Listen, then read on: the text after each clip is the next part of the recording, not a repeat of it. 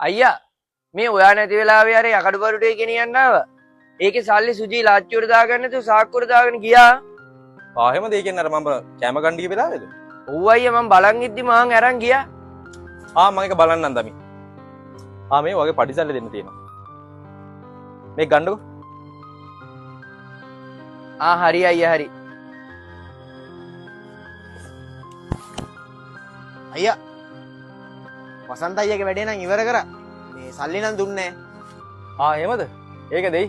අර තා පල්ලෑ වැඩකුත් තියෙනවනේ ඒක ඉවර කරලා අපි ආ. මේ සුජි මේ ඔයගේ පඩිසල්ලි තියෙනවා ගිය සති. මෙතන 6500ක් තියෙනවා.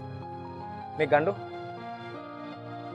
අයියා 6500 මෙතන වැඩිපුරත් 1500ක් තියෙනවා. මගේ පඩිය 5000යි.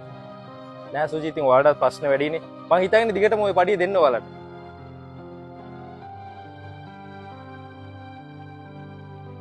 මේ මොනවද මං කල්පනා කරන්නේ යමන් තා වැඩ තියෙනවනේ බං පල්ලෙයා.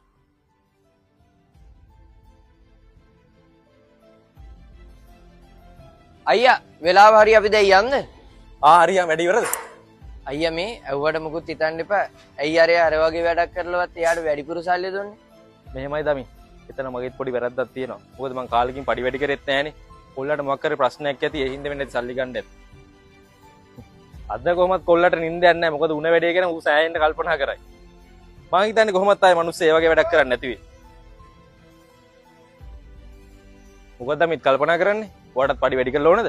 නෑ අයියේ එහෙම ඕනේ නෑ. එහෙනම් දැන් අපි යමු.